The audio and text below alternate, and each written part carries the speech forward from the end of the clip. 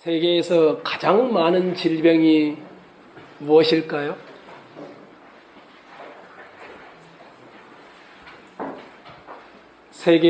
세계보건기구가 발표를 했습니다. 현대인에게 가장 큰 그리고 가장 많은 질병은 우울증이라고 합니다. 복잡한 생활 속에서 매일매일 숨 막힐 것 같은 치열한 싸움을 싸우는 것이 삶이다 보니 스트레스가 쌓이게 마련입니다. 이것이 불면과 불안과 공포와 두려움으로 병을 가져오는데 이것이 우울증의 시작이라고 합니다. 우리나라에서 처방받지 않고 그냥 약국에 가서 먹는 약 중에 가장 많이 팔리고 있는 약이 5분의 1 정도랍니다. 전체 판매량의. 신경안정제 계통의 약이 가장 많이 현재 팔리고 있다고 합니다. 아마 한국 사회도 이 우울증 또는 신경안정제 또는 노이로제와 같은 이런 신경계통의 이상이 와서 많은 분들이 고통을 당하고 있는 것이 분명합니다. 어느 설문조사 통계를 보니까 이렇게 되어 있습니다. 세계 2차 세계대전 중에 무기의 발달로 전쟁터에 나가서 총에 맞아 죽거나 또 학살을 당한 사람이 약 35만 명 정도가 된답니다. 그런데 이 전쟁의 공포에 시달리거나 공포 후에 후유증으로 죽은 사람이 100만 명이 넘는다라고 합니다. 현대의학자들은 고혈압, 저혈압, 류마티스, 신장염, 관절염, 자골신경통, 위장병 등 각종 질병의 70% 이상이 불안과 근심과 염려로부터 출발한다라고 보고 있습니다. 어니 젤린스키라는 분이 책을 하나 냈습니다. 여러분에게 추천하고 싶습니다. 모르고 사는 즐거움, 이 책을 냈습니다. 모르고 사는 즐거움. 이 책 내용 중에 이런 부분이 있었습니다. 현대인들이 불안하고 근심하고 염려하는 것을 조사를 했다고 합니다. 현재 염려하고 있는 것의 40%는 실제로 결코 일어나지 않는 일을 염려한답니다. 그리고 현재 일어나고 있는 일의 30%는 지나간 일을 염려한답니다. 12%는 자기와 상관없는 일을 염려한답니다. 실제로 현대인들이 염려하는 것은 8% 정도랍니다. 그런데 이 8%에서 4%는 아무리 염려해도 해결되지 않는 염려랍니다. 해결할 수가 없는 염려랍니다. 나머지 4%는 노력을 하면 해결되어질 수 있다고 합니다. 그러면서 이 책에 이렇게 되어 있습니다. 사람들은 실제 자기가 가지고 있는 문제보다 20배 이상을 염려하고 살아가고 있다. 유대인 랍비가 이렇게 말을 합니다.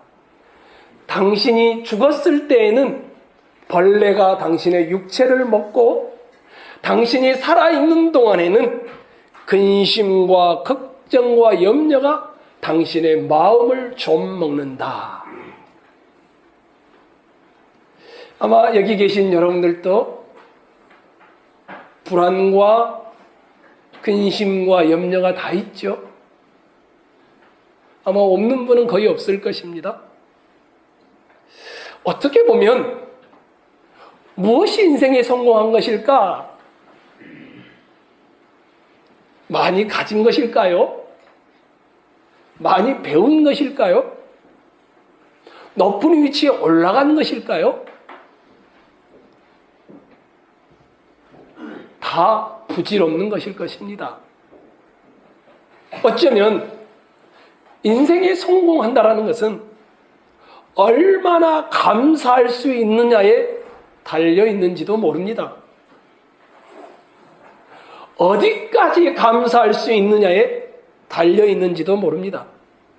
얼마나 충분히 감사할 수 있느냐에 달려 있는지도 모릅니다. 또 인생을 감사로 마감할 수 있느냐에 성공의 여부가 달려 있는지도 모릅니다. 그래서 어느 분이 말했듯이 인생에 성공한 사람의 기준은 감사이다, 이렇게 표현하는 분을 보았습니다. 근심과 걱정과 불안이 좀먹고 있는 이 세상에서 여러분은 얼마나, 어디까지, 어떻게 감사하며 살고 계신가요?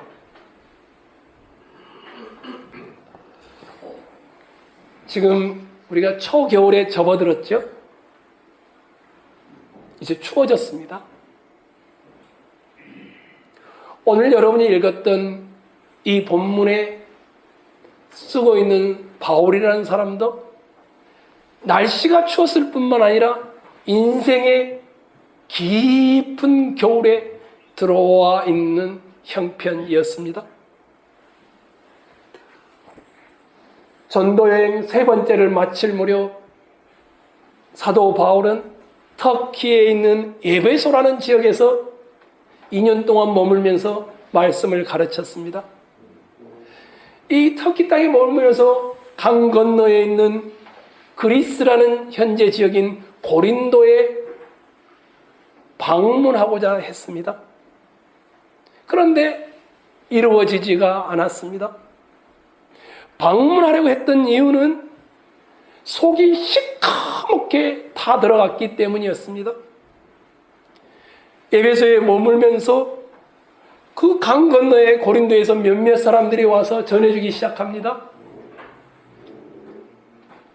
고린도 교회는 당파가 나뉘어져서 싸운답니다.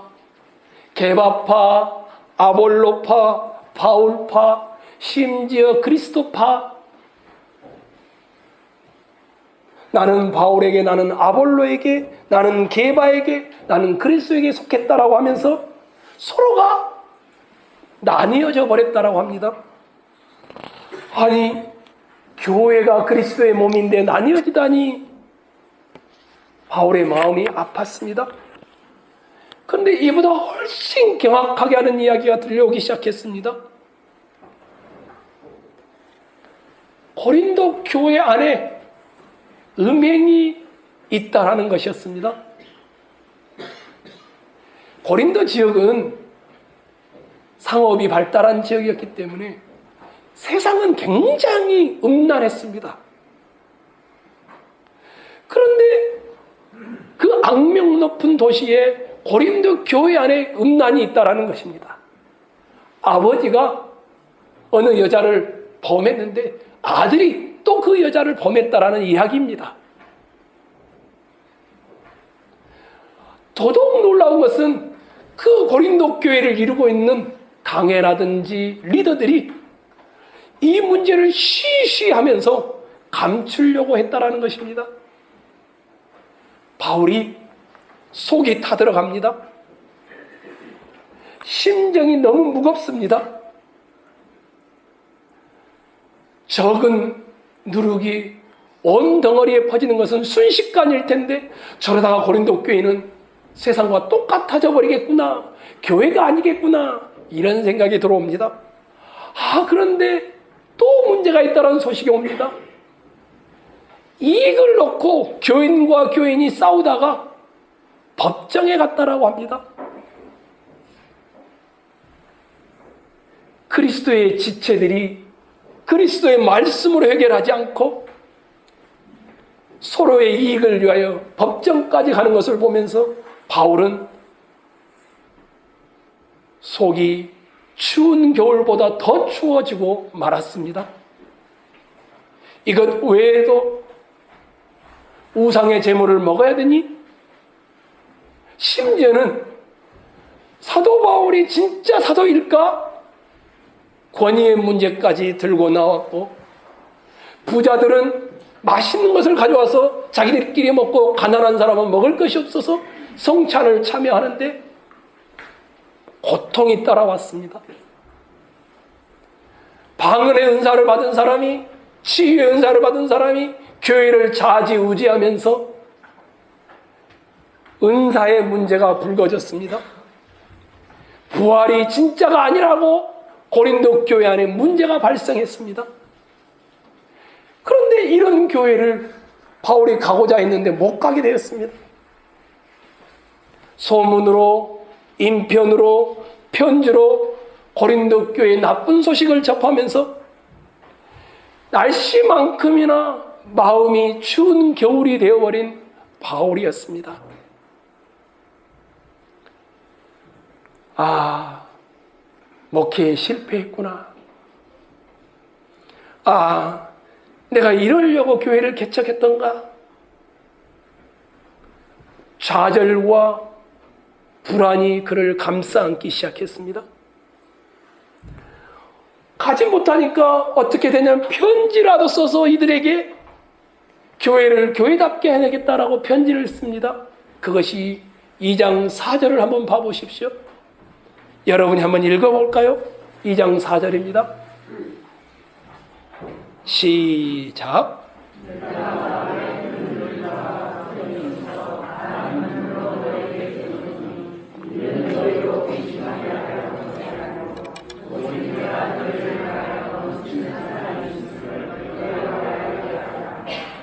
내가 큰 환난과 애통한 마음에 있어 많은 눈물로 너에게 쏟노니.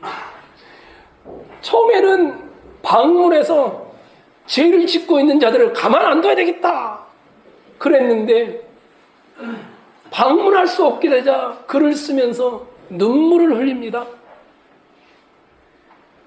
목회에 실패한 고린도 교회 이야기를 듣게 됩니다.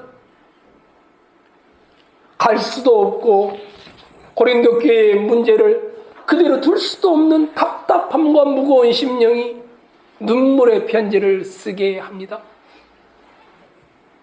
이뿐이 아니었습니다. 바울은 그 와중에도 전도를 위해서, 지금은 유럽에 속하죠.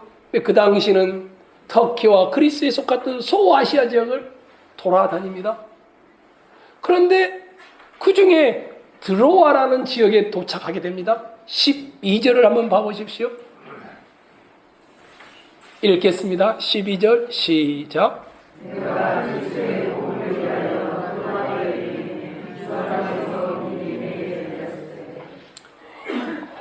아니, 드로아에 왔는데 다른 지역은 너무너무 어려웠는데 복음의 문이, 전도의 문이 활짝 열린 겁니다. 말씀은 들으려고 하는 사람이 있는 거예요. 게다가 예배를 할 수 있도록 장소를 제공해 주겠다는 사람도 있는 겁니다. 말씀을 사모하는 영혼들이 있고 말씀을 들을 수 있는 좋은 장소도 있고 얼마나 좋습니까? 교회를 개척하기에 사람도 준비되어 있고 좋은 장소도 준비되어 있고 시기도 가장 좋습니다. 그런데 바울이 이것을 포기하고 맙니다.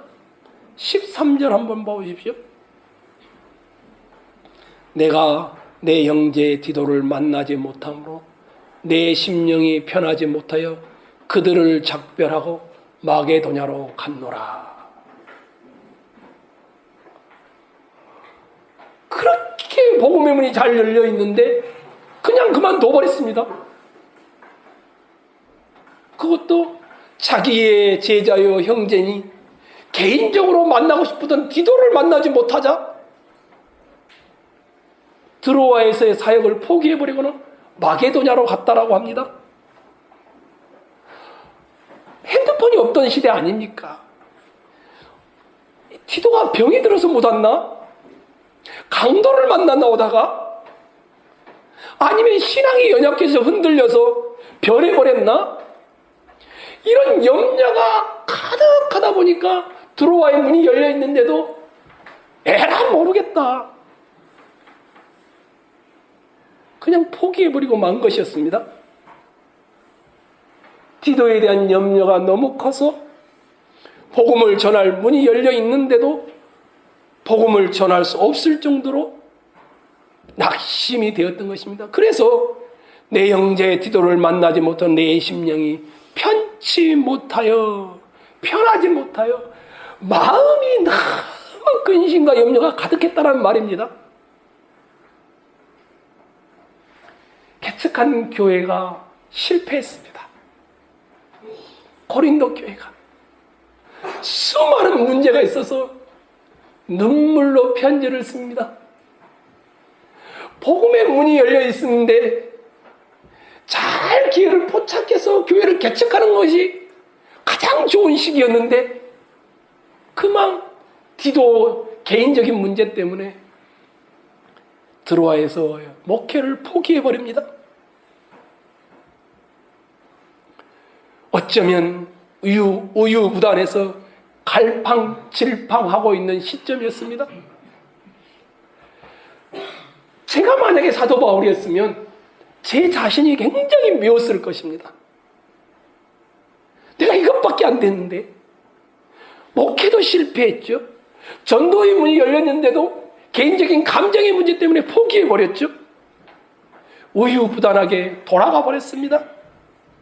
얼마나 자기 자신이 미웠겠습니까? 자기 자신이 실패자라고 자기 스스로가 손가락질하지 않겠습니까? 심령이 낙심되고 불편했습니다. 근데 이 모습이 바울만의 모습은 아닐 겁니다.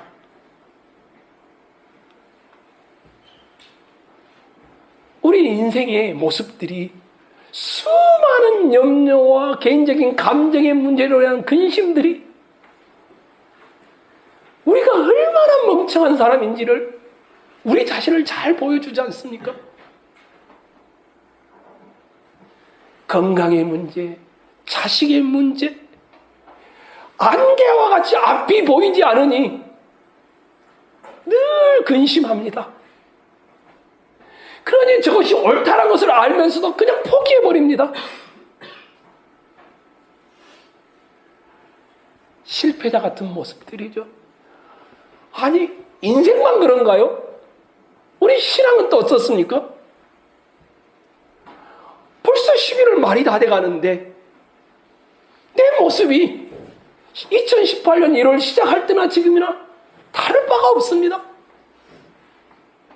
내가 이렇게 오랜 동안 신앙생활 해왔는데 이게 고작 이게 뭐람? 이런 생각이 들어옵니다. 영적 신앙생활의 실패자의 모습 아닙니까?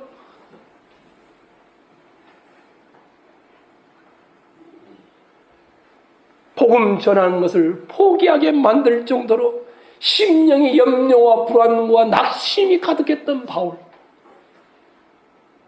영혼이 너무 힘들어 고통스러웠던 바울. 그런데 어떻게 극복할까요? 14절을 한번 보십시오. 완전히 반전이 이루어집니다. 14절을 한번 읽도록 하겠습니다. 시작.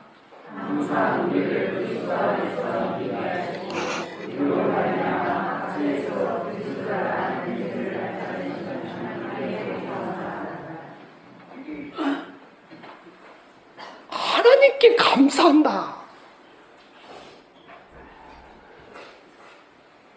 자신의 우유부단함이나 갈팡질팡함이나 좌절과 절망과 염려에 불구하고 실패에도 불구하고 이 모든 것을 통하여 하나님께서 바울을 승리하게 하신다라고 고백하고 있습니다. 무슨 말일까요?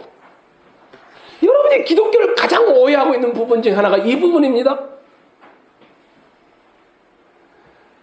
하나님은 내가 성공하는 것만 받으실 것 같습니까?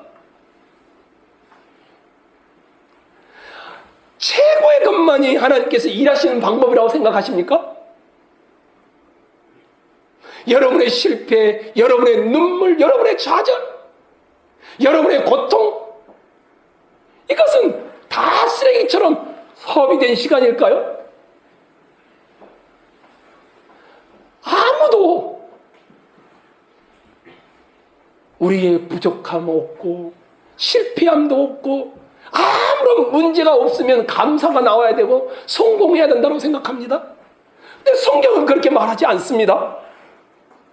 여러분의 미련함, 여러분의 부족함, 여러분의 실패, 이 또한 하나님이 이기게 하시는 하나님의 방법이기에 사도 바울은 감사한다라고 말하고 있습니다.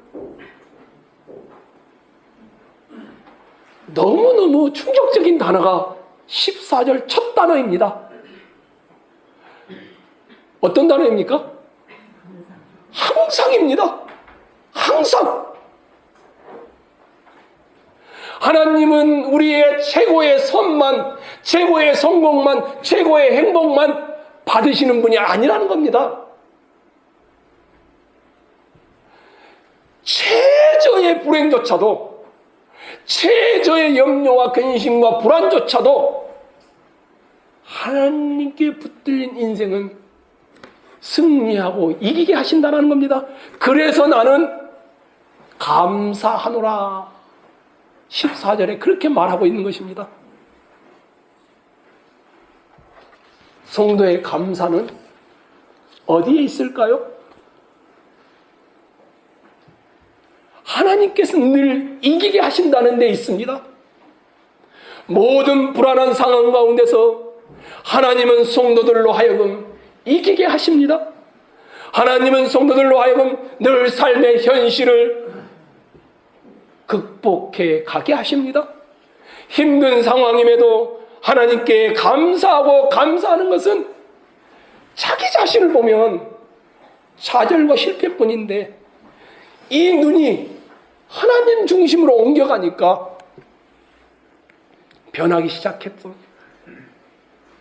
고린도 교회에 엉망이 되어버렸고 통역자인 디모데 만나고 싶었는데 만나지 못함으로 감정까지 엉망이 되어버렸고 너무너무 마음이 편치 못하여 심령의 염려와 불안이 가득했는데 결국에는 하나님이 고린도 교회도 세우실 것이고 디도로 만나게 하실 것이고 하나님이 이기게 하실 것을 믿기에 바울은 그 실패의 와중에 나는 하나님께 항상 감사하노라 이렇게 말하고 있습니다.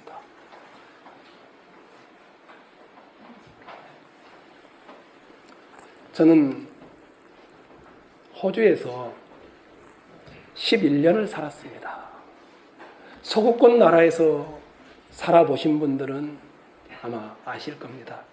동양인으로서 호주에서 살면서 장점과 단점들을 많이 경험했습니다. 호주 사람들의 훌륭한 점 중에 하나가 감사의 일상화입니다. 제가 가장 많이 들었던 단어가 뭔 줄 아십니까? Thank you. 감사합니다입니다. 아주 작은 일이든 큰 일이든 항상 Thank you. 감사합니다. 그래서 그랬는지 구소련이죠. 구소련의 서기장이었던 후르시초프라는 사람이 미국에 대해서 이런 말을 했습니다.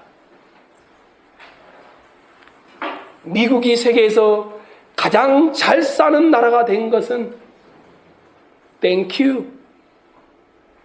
감사합니다. 이 말을 가장 많이 하기 때문이다. 심지어 미국 사람들은 아닙니다 할 때도 No thank you. 감사하다는 단어가 들어간다고 합니다. 불평은 불행을 낳습니다. 감사는 행복을 낳습니다. 불평은 불행의 어머니입니다. 감사는 행복의 어머니입니다.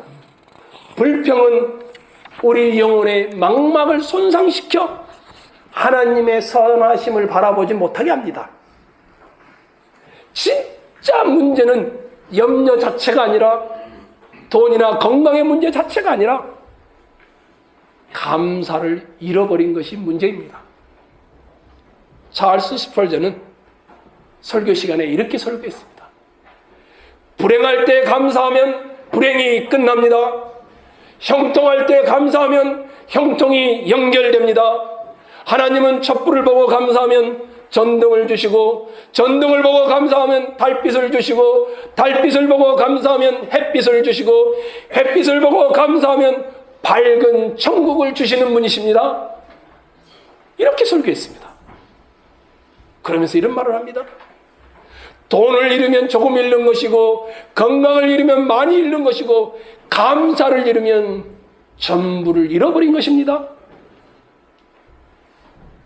마틴 루터는 이렇게 설교했습니다. 사단은 여러분에게 이렇게 속삭일 것입니다. 항상 염려하라, 쉬지 말고 비교하라, 범사에 불평하라, 이는 너희를 향한 사단의 뜻이니라. 우리 주님은 여러분에게 이렇게 속삭입니다. 항상 기뻐하라, 쉬지 말고 기도하라, 범사에 감사하라, 이것이 그리스도 예수 안에서 너희를 향하신 하나님의 뜻이니라. 마틴 루터가 말했습니다. 사단의 세계에는 감사가 없고 하나님 나라에는 감사밖에 없다.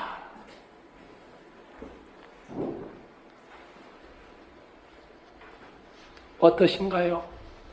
여러분의 삶의 자리에 불평과 불안과 염려가 가득하신 거예요. 아니면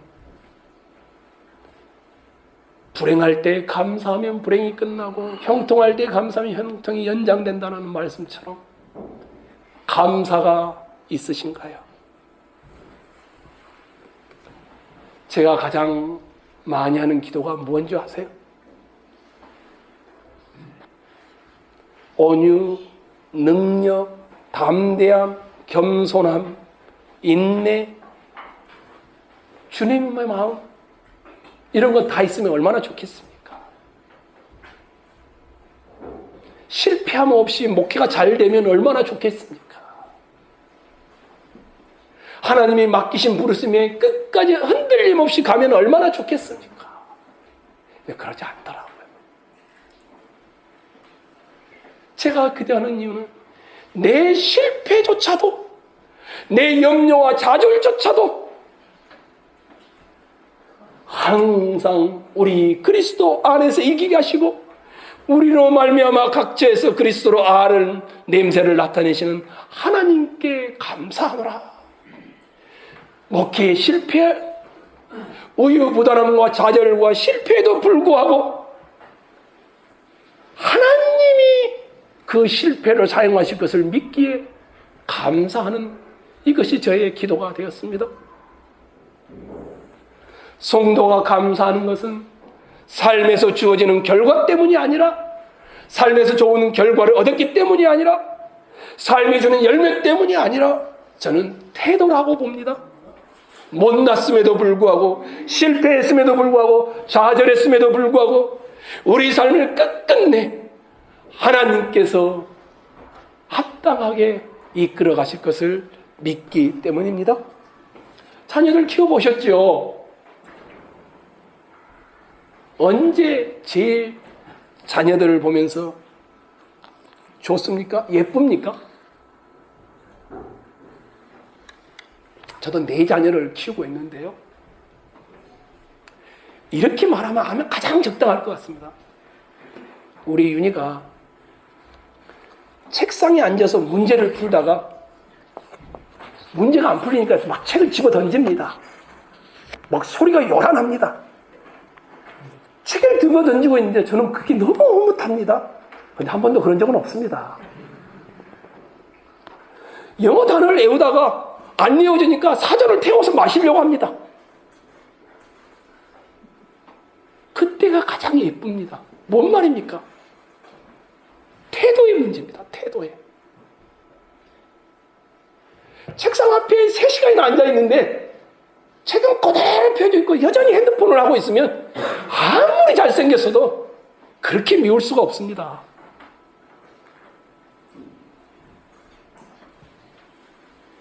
우리의 싸움은 내가 성공했느냐 실패했느냐 이 싸움이 아닙니다.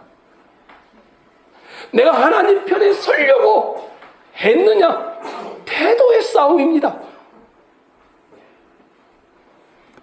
여러분은 어떠신가요? 하나님은 여러분이 성공할 때만 받는 것이 아니십니다. 여러분의 실패조차도 좌절조차도 낙담조차도 그리스도 안에서 항상 이기게 하시는 그 하나님을 바라보십시오. 그리고 감사하십시오. 그때 하나님께서 여러분과 저의 모든 것을 이기게 하실 줄로 믿습니다. 이 본문을 보다가 또 하나 보게 된 것이 있습니다. 13절 한번 봐보십시오. 내가 내 형제 디도를 만나지 못함으로 내 심령이 변하지 못하여 우유부단해서 감정이 너무 상해서 속상해서 그냥 심령이 너무 불편하고 염려와 근심이 가득했단 말입니다. 14절 한번 봐보십시오. 항상 우리를 그리스도 안에서 이기게 하시고 우리로 말하면 각체에서 그리스도를 아는 냄새를 나타내시는 하나님께 뭐 한다고요? 감사. 그러니까 불평과 근심과 염려가 13절인데 14절은 감사입니다. 불평, 근심, 염려와 감사의 차이는 한 절 차이밖에 아니구나. 이것을 알게 되었습니다. 불안과 감사는 한 절 차이에 지나지 않습니다. 신앙과 불신앙도 종이 한 장 차이일 뿐입니다. 신앙이요 쉽게 불신앙이 되고요 불신앙이 쉽게 신앙이 됩니다. 믿음을 가지고 있다고 말하지만 예수 그리스도를 바라보지 않으면 불신앙이 됩니다. 예수 그리스도를 바라보지 않다가 예수 그리스도를 바라보면 불신앙이 신앙이 되어집니다. 불안의 시작은 신앙의 끝입니다. 불안의 끝은 신앙의 시작이며 감사의 시작입니다. 그래서 신앙과 불신앙도 종이 한 장 차이에 불과합니다. 세상 앞에 서 있으면 안개와 같으니까 불안할 수밖에 없습니다. 여러분 자신을 바라보면 능력이 없으니까 안타까울 수밖에 없습니다. 답답하죠. 그런데 그런 여러분이 하나님 앞에 서면 중심을 하나님께 두기 시작하면 긍정적으로 보이기 시작합니다. 그래서 긍정과 부정도 한 장 차이에 불과합니다. 하나님 앞에 내 자신을 두느냐 세상 앞에 내 자신을 두느냐의 문제입니다. 예수 그리스도의 신앙을 받으면 마음의 평온이 찾아옵니다. 성령을 의지하면 똑같은 상황인데 감사가 나옵니다. 신앙과 불신앙은 종이 한 장 차이입니다. 그래서 저는 이렇게 말합니다. 신앙이 뭘까? 뒤집는 것이다. 불신앙을 신앙으로 뒤집는 것. 불안과 불만족을 감사와 기쁨으로 뒤집는 것이 신앙이다.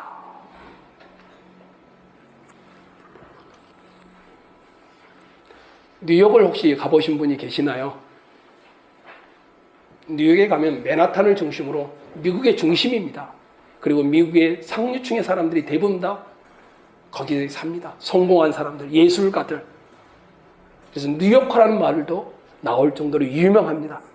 근데 그 바로 뒤에가 할렘가입니다. 미국 가보신 분이 여기는 가보지 않는 분이 많습니다. 빈민가라는 말입니다. 거기는 대부분이 다 흑인이 삽니다. 그리고 그 사람들은 다 막노동을 하든지 아니면 몸을 파는 매춘부를 하는 사람들입니다. 그런데 이 빈민가 할렘가 출신의 한 사람 이야기입니다. 이 사람이 책을 썼습니다. 나중에 그 책의 일부입니다. 이 사람이 여름방학 때 학생 시절이죠. 17세 때라 합니다. 코카콜라 제조 공장에 알바를 갔답니다. 근데 백인들은 쉬운 일을 주더랍니다.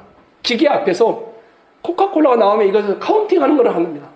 근데 흑인인 자기한테는 걸레로 그 넓은 공장 바닥을 다 닦도록 했더랍니다. 자기도 기계 앞에 앉아서 콜라를 담는 일을 하고 싶었는데 걸레질이 주어졌답니다. 처음에는 낙심하고 처음에는 마음이 좀 그랬답니다. 그런데 그때 이 사람이 마음을 먹었답니다. 내가 최고의 청소부가 돼야 되겠다. 그리고 이리저리 열심히 뛰면서 걸레질을 했답니다. 그러던 알바를 하는 어느 날이었는데 지게차가 이 콜라를 운반하다가 지게차 50개를 떨어뜨렸답니다. 온 바닥이 다 콜라 바닥이 된 겁니다. 백인들이 아무도 안 도와주더랍니다. 그걸 혼자서 다 치웠답니다. 이제 방학이 끝나고 알바가 끝났죠. 감독관이 와서 한마디 했답니다. 자네 일을 참 잘하는군. 그때 이 사람이 이렇게 말했답니다. 제게 인생을 배울 수 있는 기회를 주셔서 감사합니다. 그 다음에 다시 콜라 공장에 여름방학 때 일을 하는데 이번에는 그 기계 앞에서 콜라가 나오면 카운팅하는 것을 시켜주더랍니다. 그리고 그 다음에는 이 사람이 또 알바를 갔는데 그 감독관이 이 사람을 부감독관으로 임명해서 카운팅하는 걸레질이 아니라 일을 잘하는지 안 하는지를 감독하는 일을 맡겼다. 그런데 이 사람이 감독을 하면서 보니까 알바생들과 인부들이 도랑을 파야 된답니다. 도랑을 파는 일을 하는데 한 백인이 늘 불평을 하더랍니다. 왜 이것밖에 안 주는데 이렇게 힘든 일을 하는데 막 불평을. 근데 그 옆에 있는 다른 백인은 아무 말도 안 듣고 도량을 막 파더랍니다. 그 다음에 이 사람이 왔는데 그 말 없는 백인은 지게차죠. 운전하고 있더랍니다.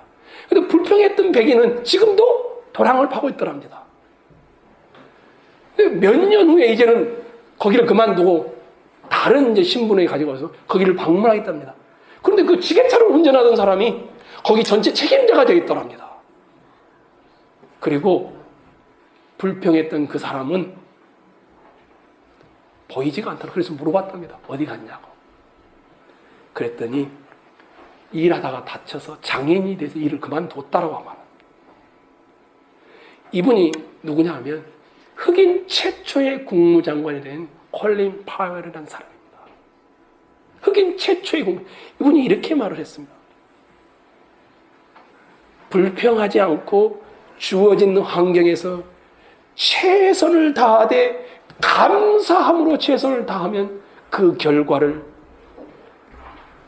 행복의 문으로 들어가게 한다. 그러면서 이런 말을 했습니다. 감사는 권력이다. 감사는 권력이다.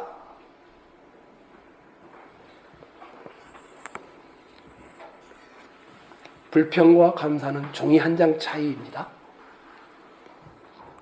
여러분의 삶의 자리가 힘이 드시죠? 고통스러울 때도 있죠? 안개가 거치지 않아 막막하죠? 지금 여러분이 승리의 노래를 부를 수 있는 상태가 아니시죠? 돈이 많은 상태, 건강한 상태, 자식이 잘 되는 상태가 아니죠? 근데 성경은 이것을 감사의 조건으로 말하지 않습니다.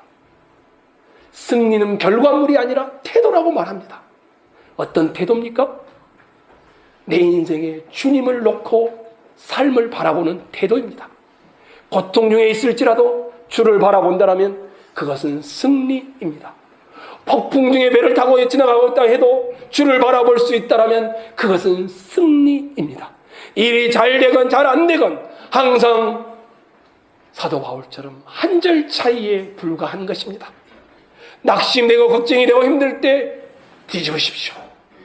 뒤집는 것이 신앙입니다. 나는 불평하지 않고 하나님께 감사하노라. 항상 그리스도 안에서 이기게 하시는 하나님을 바라보노라. 이것이 여러분과 저의 노래가 되기를 원합니다. 주 안에 있는 나에게 그 다음 뭡니까? 딴 근심 있으랴. 십자가 밑에 나아가 내 짐을 풀었네. 주님을 찬송하면서 할렐루야 할렐루야 내 앞길 멀고 험해도 나 주님만 따라가리. 그 두려움이 변하여 내 노래 되었고 전날의 한숨 변하여 내 노래 되었네. 주님을 찬송하면서 할렐루야 할렐루야 내 앞길 멀고 험해도 나 주님만 따라가리. 우리가 이렇게 신앙을 뒤집으면서 걸어가시기를 주의 이름으로 축원합니다.